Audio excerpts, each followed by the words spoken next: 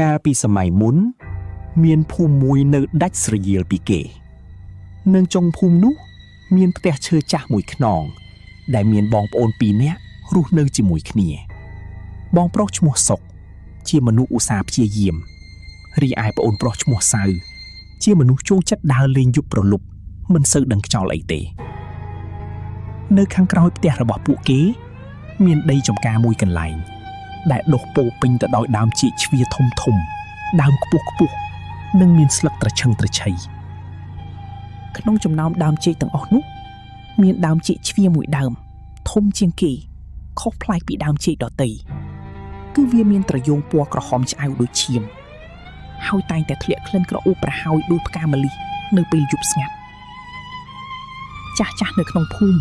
តែងតែដាស់តឿនសុកនិងសៅថាកុំទៅចិត្តឬកាប់ឆ្ការដើមចេកធំមួយនោះឲ្យសោះយប់ឡើងបើឮសំឡេងអ្វីក៏កុំចង់ដឹងចង់ឃើញដែរព្រោះវាជាកន្លែងស្នាក់នៅរបស់ព្រលឹងនាងនីតាការជួបប្រទះនៅពាក់កណ្ដាលអាធ្រាត្រសុកតែងតែស្ដាប់តាមដំបូន្មានចាស់ទុំជានិច្ចប៉ុន្តែសៅមិនដែលជឿរឿងព្រាយបិសាចនោះឡើយយប់មួយនារដូវវស្សាម៉ោងប្រហែលជា12អាធ្រាត្រផ្ទៃមេឃងងឹតស្លុបមានខ្យល់បោកបក់មកភីភីបង្កើតជាសំឡេងស្លឹកចេកបោកទាំងពីរគ្នាយ៉ាងគួរឲ្យព្រឺក្បាលសៅបានដើរត្រឡប់មកពីលេងផ្ទះមិត្តភក្តិវិញនៅពេលដើរកាត់តាមចំការចេកខាងក្រោយផ្ទះស្រាប់តែមានខ្យល់ត្រជាក់ស្រិបមួយបក់មកចំពីមុខ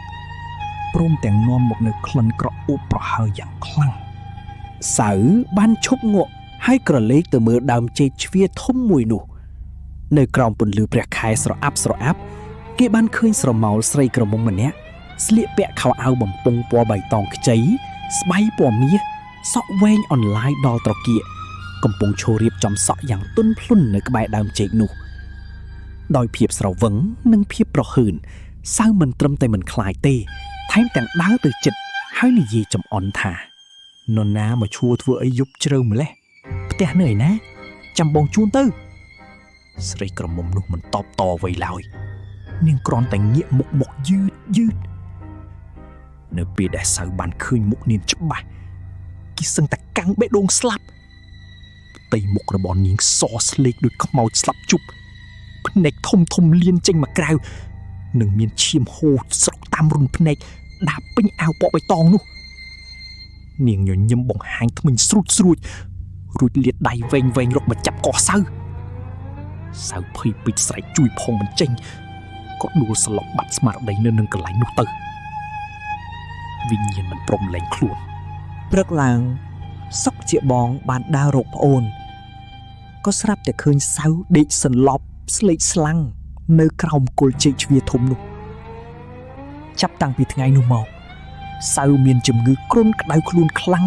រវើរវាយនិយាយតែម្នាក់ឯងហើយរាល់ពេលយប់ឡើងគេតែងតែស្រែកយំអង្វរថាកុំមកចិត្តខ្ញុំអីខ្ញុំខ្លាចហើយកុំយកព្រលឹងខ្ញុំទៅអីទោះជាគ្រូខ្មែរពូកែនៅក្នុងភូមិមកស្រោចទឹកបណ្ដេញគ្រោះ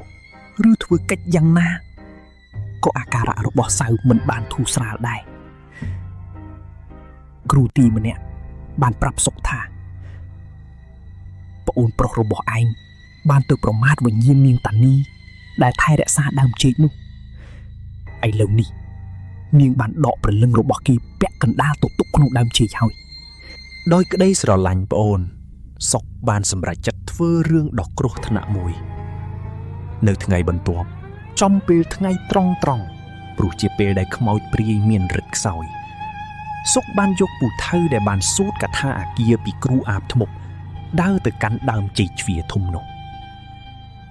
នៅពេលដែលសុកលើកពូថៅដំបងបំរុងនឹងកាប់ស្រាប់តែមានខ្យល់គួចយ៉ាងខ្លាំងបោកបក់មកស្ទើរតែធ្វើឲ្យគេឈរមិនដឹង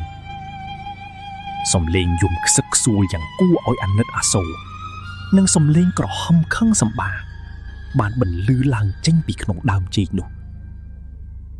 ប៉ុន្តែសុកមិនរាថយឡើយ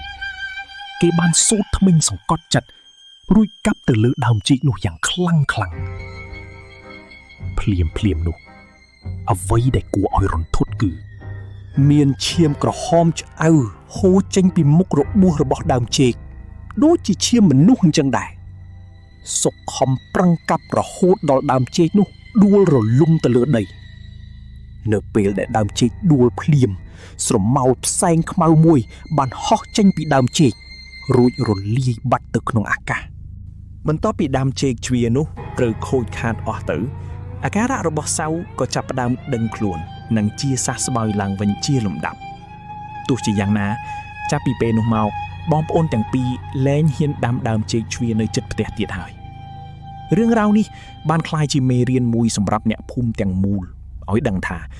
មិនត្រូវប្រមាថឬលេងសើចចំពោះរបស់អាតកំបាំងដែលមើលមិនឃើញឡើយជាពិសេសគឺដើមចេកជ្វាធំនៅពេលយប់ស្ងាត់សូមអរគុណដល់ពុកម៉ែបងប្អូនសម្រាប់ការទស្សនារឿងអាតកំបាំងដើមចេកជ្វានៅខាងក្រោយផ្ទះដើម្បីទទួលបានវីដេអូរឿងបន្តទៀតនិងសូមជួយ follow និង subscribe Channel YouTube របស់ខ្ញុំមួយផងដើម្បីបានវីដេអូបន្តទៀត